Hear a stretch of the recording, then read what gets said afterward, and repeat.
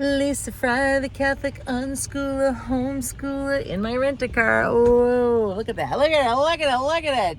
Schooler. Where am I now? What's happening? So I just saw my nutritionist, okay? And I've been seeing her well over 2 years. And it's funny, right? Whatever you do, don't get stuck in the mindset of, oh, that person lost 80 pounds really fast, or that person lost 20 really fast, or don't even make plans with anybody else about like your plan for your life. Do you know what I mean? It's like, so I can't work with somebody else. I can go for a walk with my bestie. I can exercise, if somebody else wants to do it with me, no problem. But I can't, when it comes to, for me, my personal goal, with food, because it's so intimate for me, I have so much to, because it's been a lifelong journey between me and food, I have to recreate it with just me and my nutritionist, really not anybody else. So whatever I talk about, like losing weight, or like how am I gonna, diet, whatever it is, however I'm going to eat, we'll say. It's really cool. Like, there's so many times I just want to call her and be like, I know that I didn't, lose weight this week, so I'm not going to come in and I'll work harder on it. And I'm going, Lisa, don't even do that. Go in, because she's going to have answers for you on problems that I have. So I'm like, okay. So I go in, and every time I walk out, I think she's going to judge me, and she doesn't. And she just helps me with all these goals. And so I have stayed the same. I've been maintaining my weight and maybe gain 4 pounds, but that comes and goes for months, all summer long, okay? Even through the spring. And it's just like, oh man. But even more important than that is how I'm dealing with stresses, right? So like my daughter, she just went through cancer treatments and now hip surgeries, and she's only 16. And what kind of decisions I have to make with this Airbnb in Grafton, New Hampshire. And these are all like big girl decisions, and like, I don't know, there's a lot of, and then just having to fix my own property at the house, like with yard work. And there's just so much physical labor that I have to endure like all the time by myself.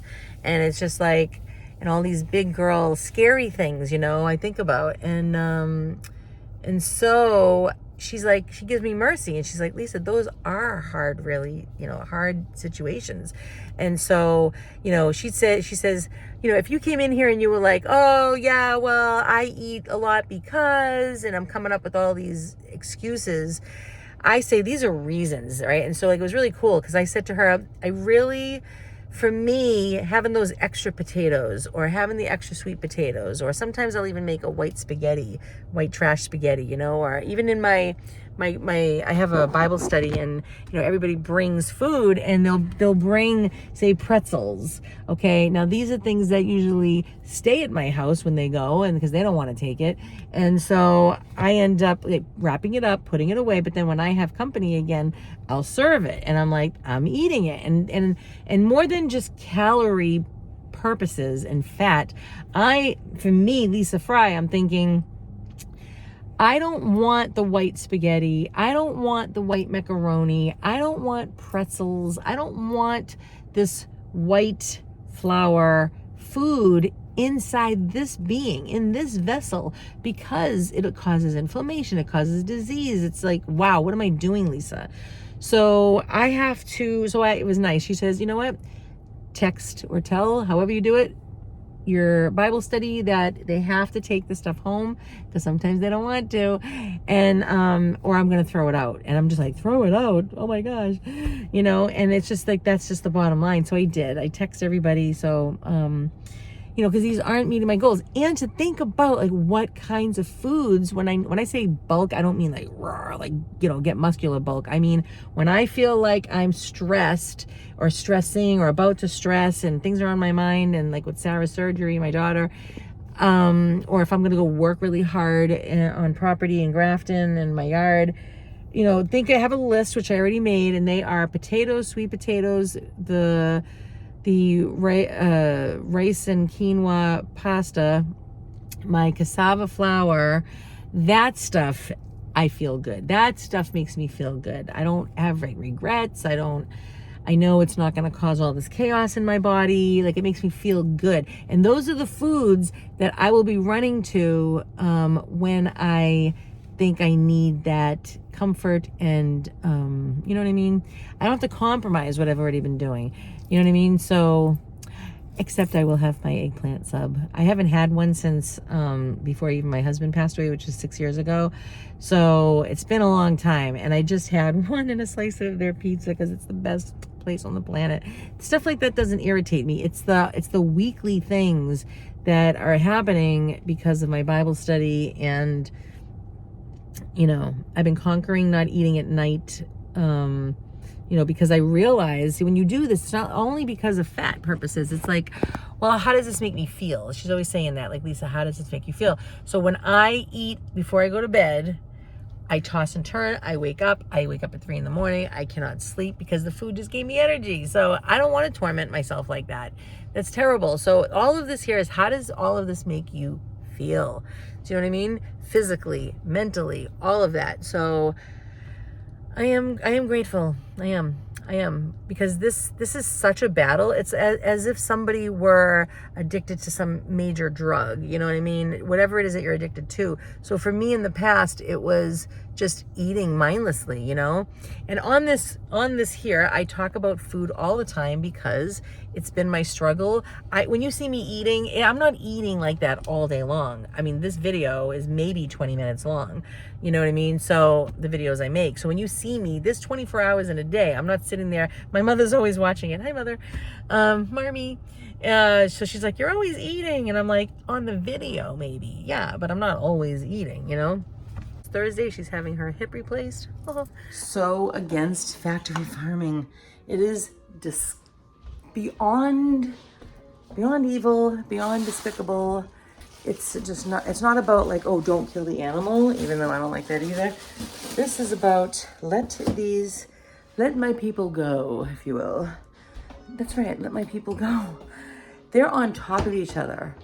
These little piglets and pigs, they're just in mud up to their whatever, and they just can't, like, crawl through it, and they're all on top of one another, and geese and just pigs, and they're locked up in these like stalls that they can't even turn around, and they're trying to bite their way through, and like this, or like they're in a cage and they can't even see out, just their nostril is breathing the air. And then the final time that they do get to see day of light, the light of day, is their death day.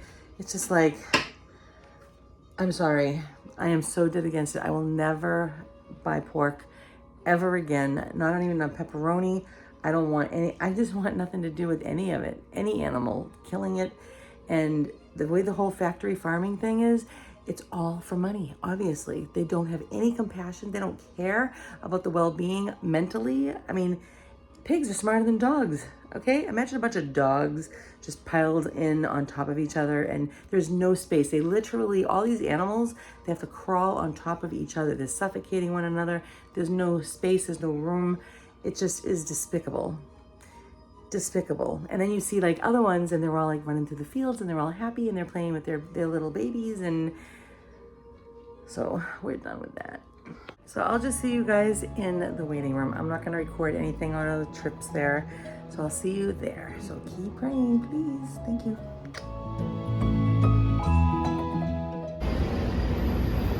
It's completely amazing to me when you're used, you know, like I was just saying to Sarah, my daughter, you know, you just get used to stuff like this. And I remember like being so afraid. Oh my gosh, I don't know where I'm going. Now it's like, I could never get lost. Even if I do, there's no panic. It's just amazing how we grow. It says admitting. What are we admitting? We're admitting that we need surgery today. Hey, yeah, it's amazing. Like the things that you think that you can't do or are afraid to do. And like, I am so not the person that I ever was before my husband passed away.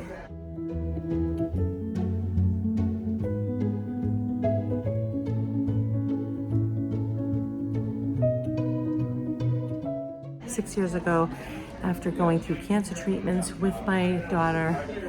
So it's like coming into the big city and into a place like this, a lot of people panic. I used to panic, and now I'm like, wake me up when we get there. I can do this with my eyes closed. You know what I mean? Even if it's not a familiar place. And it's amazing that even if I had only been there once, it's like, you know, my brain recall is like so faster. And just not panicking. So right now she's being seen by, you know, like little blood work here. We just got here, and now we'll go in, we'll set her up, ask questions, and then later I'll come back out here. Then when the doctor says that she's cleared, she's fine, she made it, I'll have lunch, go in and see her, wait till she wakes up, and then I'm gonna go home because she wants to be by herself. So she's gonna order food tonight and watch a movie and recover quietly. That's what she prefers.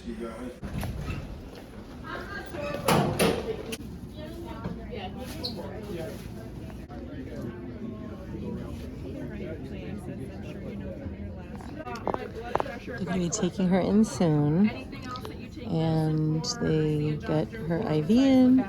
Then they're gonna get her all ready with the anesthesiologist. Such nice people. Oh my gosh. And then I'll go wait a couple hours, still fasting and praying. I'll pray the rosary and ask our Blessed Mother to surround her.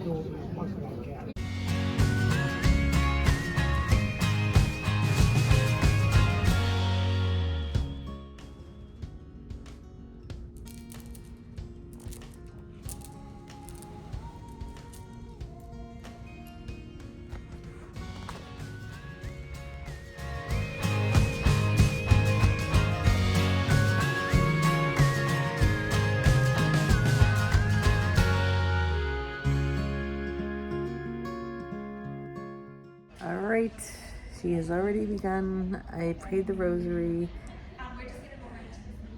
and now I've taken a course. I'm working on it now. It's all about survival, and it was cute because they're talking about this farmer who he set up enough for the year, but that wasn't enough because the weather came and took some of the crops. The tax person came and took their portion. The animals came. So at the end, he was in debt. He didn't have everything. He wasn't in abundance anymore. So after I started reading this, I flew through it. Now I'm actually doing this practice on myself. I'm like so pumped. And ever since I started this, like the first day, I have been on the move, like hardcore with Grafton, New Hampshire and the Airbnb. I just need to keep pressing on. I already found another builder that's helping me with other cabins, and actually two. So everything looks good. I'm gonna keep going.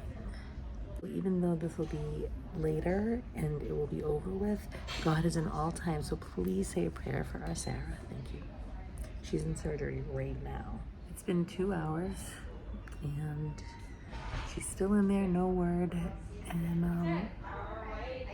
I got a lot of family fasting, so hey, since God is in all time and you feel like you want to give something up, even though this will be done with by the time I get this up to have you here, you can offer up a meal, you can offer up breakfast, lunch, dinner, you know, and that'll be a help because God is in all time.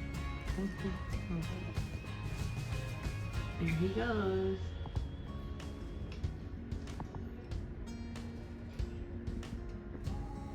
That's the man. I said my prayers.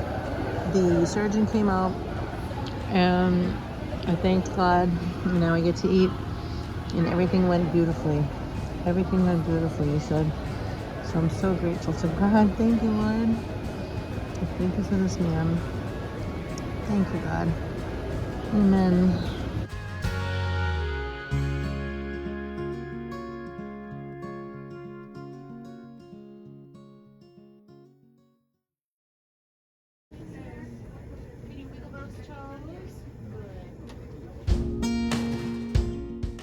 All right, guys, we did it. I'm on my way home now.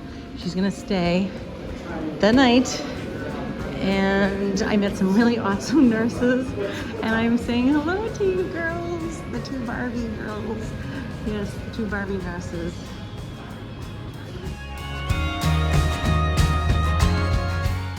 Well, I think this might be the end, near the end of the journey of cancer. Can you believe it? We actually did it with all the chaos. With all the chaos. We did it. God did it. God did it. Thank you, God. All right, this is 2 days later, and I am about to drive home with my girl in a major storm. So let's get this done before it happens. She did it, everybody, and thank you so much for your wonderful prayers and your love. I could cry just thinking about it. Thank you so much. I appreciate it every time you do. Thank you, thank you.